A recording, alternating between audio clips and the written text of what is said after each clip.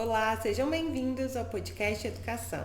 Eu sou a Emily Eu sou a Thaísa. e no podcast de hoje a gente vai falar um pouquinho sobre criatividade. Vamos lá. Criatividade. Criatividade, às vezes, é um terror para as pessoas, né? As pessoas pensam, adultos como nós, pensamos, eu não tenho criatividade nenhuma. Eu sou zero criatividade, né? E todo ser humano, ele tem um potencial criativo. Todos nós, né? A nossa mente, nós temos um potencial criativo. E principalmente as crianças nascem muito criativas. A gente percebe desde os pequenos, a imaginação tem a ver com a criatividade, né? Quando eles imaginam a brincadeira, quando eles imaginam um ambiente, né? Eles falam, vamos, nós estamos numa fazenda e está dentro do apartamento, a gente não está fazendo nada. Eu lembro a minha filha, ela brincava muito de carro, que o sofá era o carro. Então, vamos entrar no carro. Aí eu sentava no sofá. Agora, acelera. Então, assim, a imaginação e a criatividade caminham lado a lado, principalmente nessa fase ali dos 2 anos e meio até os 6 anos de idade, né? Caminha lado a lado. E aí, aos poucos, as crianças vão perdendo essa criatividade. E um pouco disso nós podemos pensar que tem a ver com a escola. Infelizmente, tem a ver com a escola. Não é o único fator, né, é a escola, mas é um grande fator em que ao longo dos conteúdos, em que a criança vai assimilando muitos conteúdos, ela vai ficando com a mente saturada. E ela vai deixando esse lado da criatividade, porque ela aprende a fazer e fazer certo. Então, eu tenho que fazer e fazer certo. E a criatividade é fazer errado muitas vezes, né? Então, um dos maiores bloqueios que bloqueiam a nossa criatividade é o bloqueio do medo, que é o bloqueio de errar. Então, a pessoa criativa, a criança ali até os 6 anos, ela não tem medo de errar. Né? Ela não tem medo do que o outro vai pensar dela. Ela está imaginando, ela está criando, ela está vivendo. À medida em que ela vai vivenciando, e os amigos, e começam a julgar o desenho, né? E falam assim, não, mas isso não parece um cachorro. E na cabeça dela, aquilo é um cachorro. E eu falo, não, isso não parece um cachorro. Então, à medida do julgamento das pessoas, ele vai bloqueando a criatividade. E isso é tão incrível que aí chega lá na fase adulta, a gente precisa desbloquear a criatividade, que foi bloqueada ao longo de todo o tempo, por vários bloqueios, não só da escola, mas vários bloqueios foram utilizados. E aí a gente precisa desbloquear lá na fase adulta. Aí é um pouco mais doído, né? E assim, é interessante a gente pensar que não é um processo natural. Assim, é um processo comum, né? A criança perder essas características de criatividade. Mas até que ponto ela perde, até que ponto nós, enquanto sociedade, tolhemos, né? E aí, tanto no aspecto escolar quanto no aspecto familiar, essa questão do erro e de todos esses padrões, né, que a gente acha que as crianças têm que seguir, fazem com que contribuem para que ela perca as noções da criatividade dela. E achei interessante que no vídeo, né, que a gente assistiu e se inspirou, tem um relato da criança que fala, né, que vai desenhar Deus. E aí a professora fala, não, mas ninguém conhece a aparência de Deus. E aí a criança fala, vocês vão conhecer em instantes. Então, isso também tem muito a ver com a estima, né? A autoestima da criança, a capacidade que ela tem de enxergar o que ela faz válido. Porque a partir do momento que a criança tem que se enquadrar nos padrões que a escola põe, que a família coloca, em não errar, né? Em não fazer coisas que a sociedade está julgando que não são boas o suficiente ou que não estão satisfatórias, ela também para de tentar, né? Então, e é nesse parar de tentar em que a gente vai perdendo tantas das belezas e das potencialidades que poderiam ter sido afloradas, né? E que a gente foi aniquilando enquanto adultos responsáveis por essas crianças. Exato. Então, eu acho que o papel muito de pais é estimular isso, né? Eu lembro meus filhos, uma época, eles brincavam, adoravam cavalo, né? Minha filha sempre gostou de cavalo, o marido sempre gostou de cavalo. Aí eles iam para a chácara da minha tia e eles brincavam que lá tinha cavalo, tinha galinha, tinha porco. Não tinha nenhum animal de estimação, só tinha um animal desses de criação. Mas tinha um terreno enorme E eles, na imaginação deles, a baia dos cavalos é ali, a das galinhas é aqui, o galinheiro é aqui, e eles passavam horas, um para o outro. A Marina falava, André, você já deu comida para os cavalos? Aí ele ia lá, e as galinhas? Tem que ir lá ver se não tem ovo. E era tudo na imaginação, porque só tinha o terreiro. E aí a minha tia um dia virou para mim e falou assim, nossa, esses meninos seus são muito esquisitos. Aí eu falei, por que ela? Não, porque eles conversam o tempo todo de coisa que não existe. Tipo da imaginação deles. Nossa, eu achei isso muito estranho. Então, às vezes, as pessoas acham estranho. Essas crianças são estranhas. Elas estão falando coisas que não existem. E levam até para um lado, talvez, de, ai, tá vendo coisa, né? É o demônio, é um espírito, é alguma coisa assim. E é só a criatividade da criança. E às vezes a gente não estimula. A gente vira e fala assim, ah, minha filha, para, não tô vendo cavalo nenhum. Né? Nós adultos vai brincar com alguma coisa concreta, que já estamos com a nossa imaginação, nossa criatividade bloqueada e há anos, a gente vai lá e corta, vira e fala assim, ah, isso não é um carro, isso é um sofá. E nisso, nesses nossos pequenos comentários, nas nossas pequenas pontuações, que a gente pensa assim, ah, não, foi só um comentário, nós estamos tolhindo a criatividade das crianças. E ela está pensando, nossa, mas a minha mãe achou ruim eu brincar que o sofá era um carro. Ou será que eu estou fazendo errado? Ou com medo do que os outros vão pensar, com medo do julgamento dos outros, eles já começam desde cedo a evitar fazer as coisas com medo do julgamento nosso, dos adultos. Eu vou fazer um parêntese, que isso me lembrou uma questão muito legal sobre o desenvolvimento infantil, que tem a ver sobre o autodiálogo, que é muito assim, ó. É característico de você entrar numa sala de aula, por exemplo, de infantil 5, né, alfabetização, primeiro ano, e ter muito burburinho. Só que não são das crianças conversando entre elas, são das crianças conversando com elas mesmas, né? E isso é uma característica muito importante para o desenvolvimento delas, porque a partir do momento em que elas falam, que elas verbalizam, é como se elas estivessem conversando com a própria consciência, né? Elas vão conseguindo trabalhar toda uma complexidade de pensamento e desenvolver aquilo que elas estão fazendo, seja uma brincadeira, seja uma tarefa, seja a compreensão de alguma atividade que elas estão fazendo.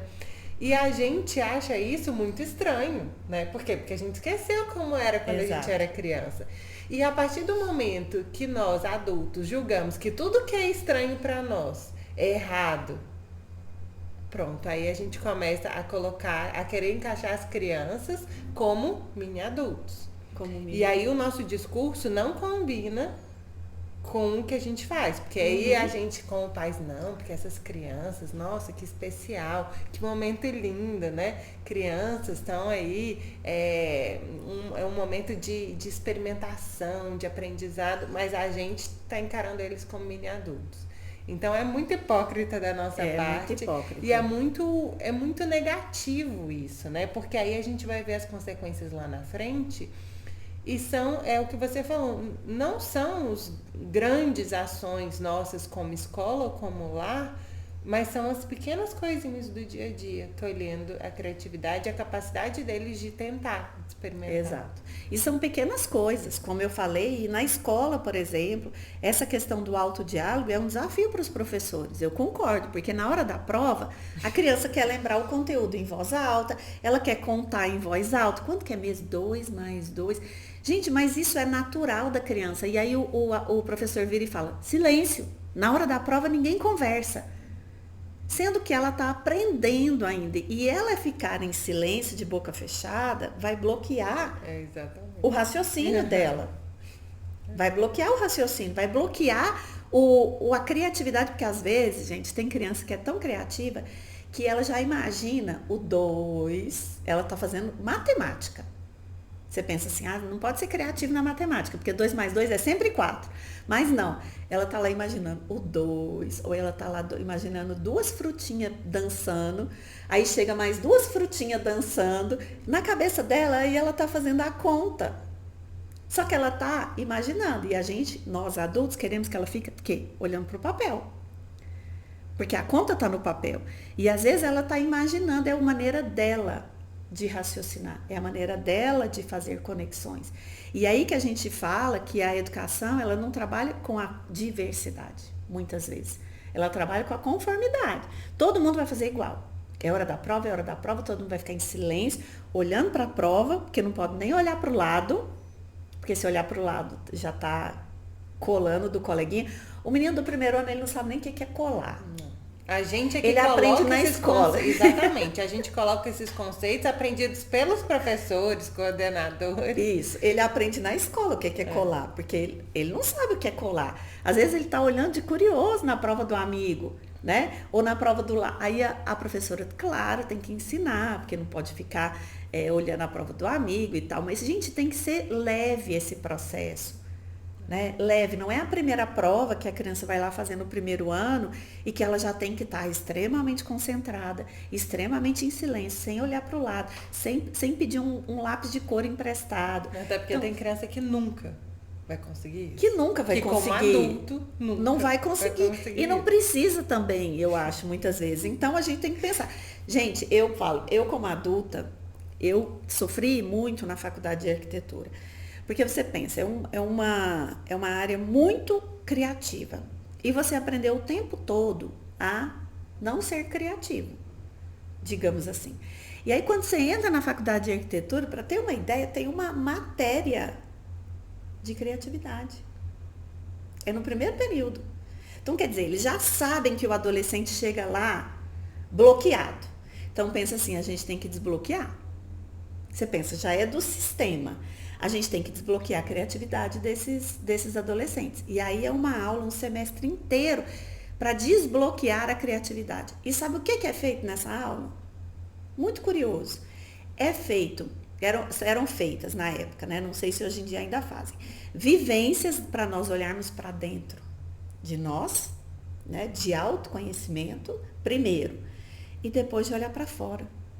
Porque aí é perceber a beleza dos lugares, é perceber, a gente muitas vezes fazia aula vendado e levava lá para fora para sentir a natureza, sentir a textura da folha, sentir a textura da árvore.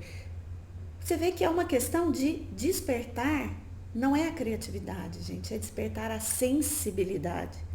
Que a gente na loucura de vestibular, na loucura de Enem, de ensino médio, você nem olha lá para fora, você não sabe nem se está chovendo, se tem sol, você está focado o quê? No livro. E aí, quando você entra para a faculdade, é uma ruptura enorme. E você tem que retomar tudo aquilo que você deixou para trás. Então, isso é... Até quando a gente vai ficar indo e voltando na educação? E é todo um processo de compreensão que a infância é sensorial, né? Eu acho que é muito importante a gente lembrar isso. A infância é o tempo inteiro sentidos. É sobre toque, sobre afeto, sobre vínculo, sobre o cheiro que a gente sente de casa. Uhum. E para mim, eu tenho assim, ó, o cheiro da casa dos meus avós, é o cheiro da casa dos meus pais, de quando a gente era criança. Então, criança é sobre sentidos em todos os aspectos, né? A criança, ela é muito sensorial. E a gente fica tirando isso. Nas menores coisas, não toca, não mexe. Não mexe. Fica em silêncio. Só falta assim, não respira. Né? Não então, respira. Assim, como que pode a nossa... Né? O que se passa com a gente enquanto adultos em tolher tanto? E quando a gente fala em criatividade, é tão interessante porque eu vi também esses dias um pesquisador falando sobre o brincar para a criança. Que a criança, a gente tem que lembrar que a criança não precisa que ninguém ensine ela a brincar. A criança, ela não precisa que um adulto sente do lado e ensine ela a brincar. Uhum. A gente só precisa permitir que ela brinque. E aí é nesse tanto de tolher, inclusive a criatividade, pronto, por que a criança vai brincar? Dentro de uma caixa, de um ambiente fechado, em que ela não pode colocar a mão em nada, ela não pode falar com ninguém, ela não pode fazer nada, ela não pode sujar. Não pode fazer barulho. Então assim, onde que está esse brincar? E a criatividade tem a ver com esse processo livre da criança, né? De dar sentido para as coisas que não são concretas, que nem existem. E que isso vai fazendo com que tudo seja atribuído aos pouquinhos o sentido das coisas, né? Sim. E principalmente é interessante a gente observar o quanto a figura do pai, da mãe, né, do educador, ela começa a ficar comprometida ao longo do tempo. Porque, de fato, até no inconsciente, aquele adulto que está ali é o adulto que tolhe aquilo que eu gostaria de fazer, que me reprime, né? Mesmo que não seja consciente pra gente. Mas talvez se a gente for começar a buscar na nossa infância, no nosso passado, a gente vai lembrar de momentos onde a gente estava se divertindo muito e alguém veio com um balde de água fria pra gente. Sim, só um minuto.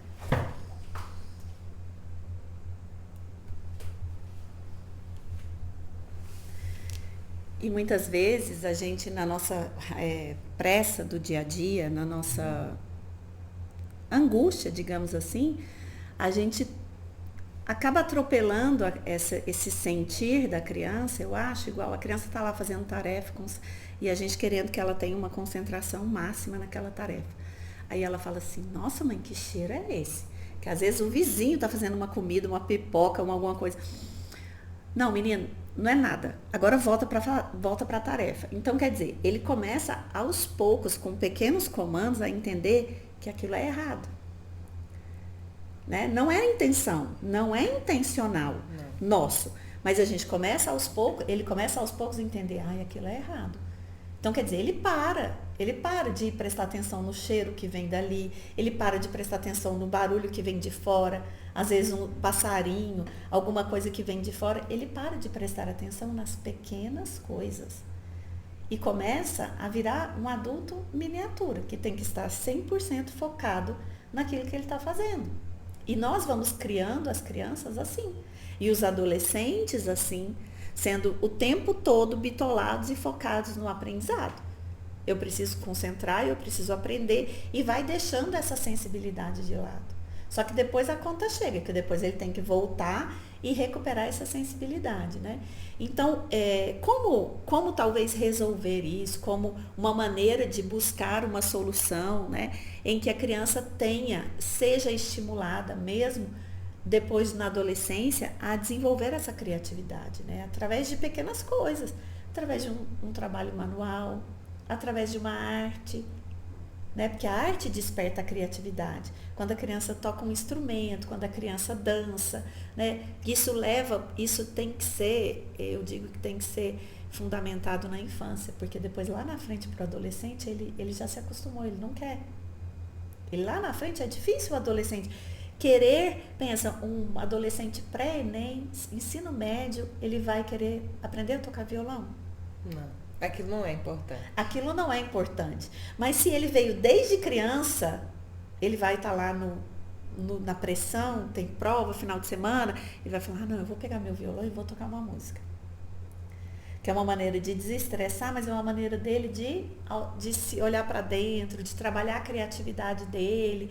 Então, por mais que a escola, infelizmente, ainda não tenha esse modelo, porque como nós falamos no episódio das múltiplas inteligências, o ideal seria que a escola contemplasse essas múltiplas habilidades das crianças, porque nem todas vão precisar da lógico-matemática para o resto da vida.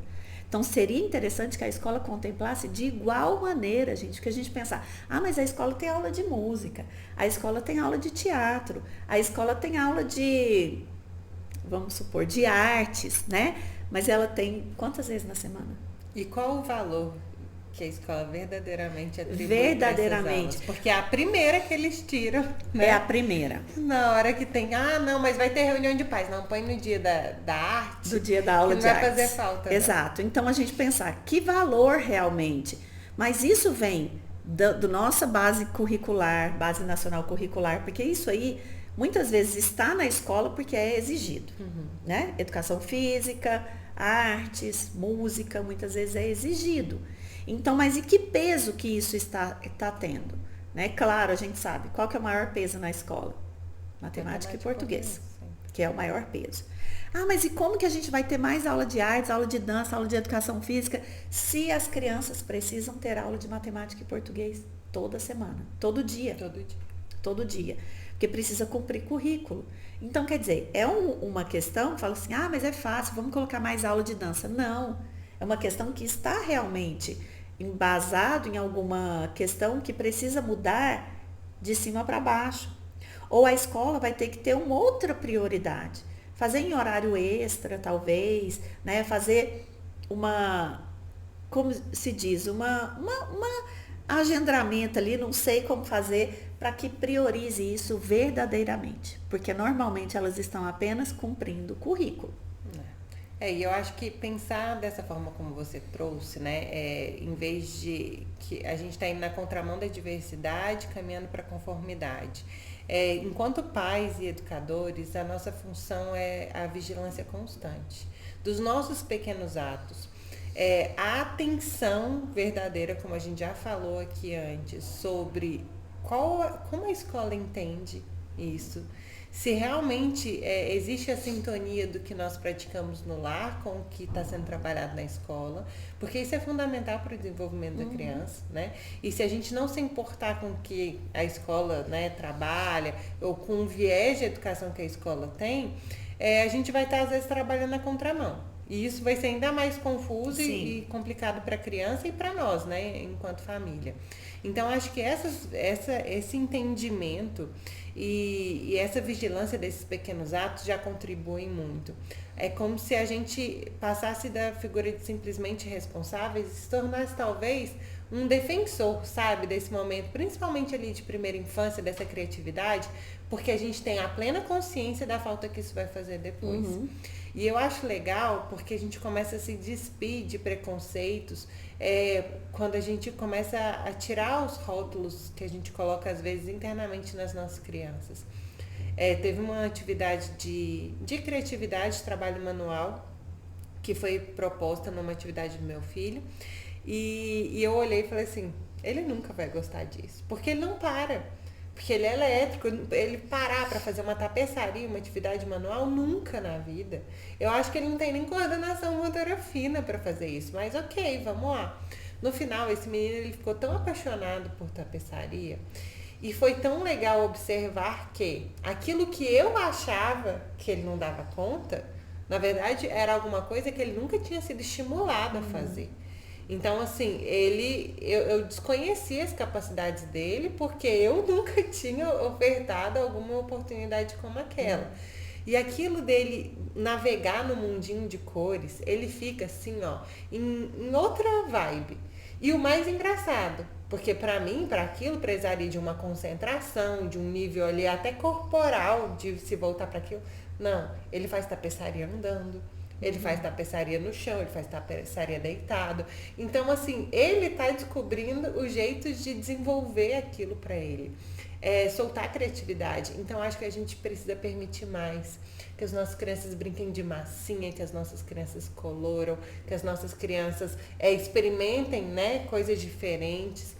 E não estou falando que agora vamos pintar a casa, vamos pintar a parede, não, né? A gente tem que dirigir isso, são atividades dirigidas por nós adultos. Mas é coisa de criança, geralmente a gente não tem tempo. A gente não tem tempo. E dirigir, gente, acompanhar, não é dirigir do nosso jeito. Por exemplo, a criança vai brincar de massinha. Muitas vezes a gente não deixa ela fazer do jeito dela, né? Eu falo assim, não, eu vou te ensinar como é que faz. Aí você vai mostrar, às vezes deixa ela brincar livremente de massinha. Se ela quiser misturar as cores, que ela misture as cores, né? Eu no começo eu era meio apegada nisso, não deixava misturar as cores, né? Primeiro filho, a gente é perfeccionista. Né? Eu falo, hoje em dia mistura as cores, depois a gente dá um jeito, ou compra outra cor, vamos ver o que dá. Porque é a criatividade também. Eu falo, mãe, se eu misturar o vermelho e o marrom e o verde, o que vai virar? Eu falo, não sei, meu filho, mistura então. Então, assim, a gente deixar eles brincarem mais livres e não querer direcionar o tempo todo. E a escola faz muito isso também. A gente vai brincar de massinha agora, mas vai todo mundo fazer um coração. Ou a gente vai brincar de argila, mas vai todo mundo fazer um vaso, sabe? E não deixar a criança brincar com a argila. Se ela quiser passar na cabeça, passar no corpo, passar onde ela quiser, ela está sentindo a argila. E a gente quer não, que ela fique bonitinha só na mão, montando o vasinho redondinho. Não né? suja. Que não suje. Se tiver diferente do meu, começa de novo. Começa de novo. Então, assim, deixar eles mais livres. que eu tenho certeza que vão sair coisas incríveis, que vão nos surpreender muitas vezes. Porque às vezes você olha um desenho lá, um de massinha, você não entende nada, mas pergunta para a criança: meu filho, o que foi que você fez? Ele vai te explicar direitinho. Isso aqui é isso aqui é aquilo, isso aqui é um cachorro. Pode não estar parecendo cachorro nenhum, mas na cabeça dele é. Isso aqui é um cachorro, isso aqui é não sei o que, isso aqui é o olho, isso aqui é a boca. Gente, muitas vezes. Ou então ele vai falar: não, mãe, eu fiz livre, não tem significado nenhum. Ok, tá tudo bem também, sabe? Mas esse dirigir, esse acompanhar, fica do lado da criança, mas deixa ela fazer do jeito que ela quiser. Ou se você tem alguma coisa para fazer, deixa ela lá 15, 20 minutinhos, meia hora entretida com aquilo, mas quando você voltar, que você tenha 2 minutos para perguntar para a criança o que ela fez, como que foi, sabe? Não precisa você tirar a tarde inteira para acompanhar, porque a gente sabe que muita gente não tem esse tempo, mas que tire 2, 3 minutos para perguntar o que é aquilo, o que ela fez. Eu acho que nas pequenas coisas nós iremos incentivando as crianças a continuarem com essa sensibilidade, com essa criatividade, com esse olhar mais colorido, digamos assim, para o mundo, que é o que a criança tem e é o que a gente vai perdendo à medida que nós vamos crescendo na adolescência, na fase adulta. E acho que fica o convite final para que a gente possa observar como a gente entende isso enquanto adultos e principalmente sobre erro, né? Como a gente julga o erro das crianças e como talvez isso tenha sido limitador para nossos próprios potenciais hoje como a gente vê isso? Porque a criança, a gente entende que a gente só aprende errando, mas se a criança ela não é, né, motivada a experimentar, a errar, de repente é melhor ela nem aprender as coisas diferentes, né? Então, assim, que ela realmente possa experimentar as coisas com a liberdade para errar, com a permissão para errar, né? Se é que isso deveria existir. Mas acho que é um convite nosso, para nós adultos, né, refletirmos bastante sobre erro. Exato. Sei. Bom, esse foi o nosso podcast de hoje. Acompanhem, nos sigam no Spotify e também no YouTube. Curtam, compartilhem e até o próximo episódio. Até mais.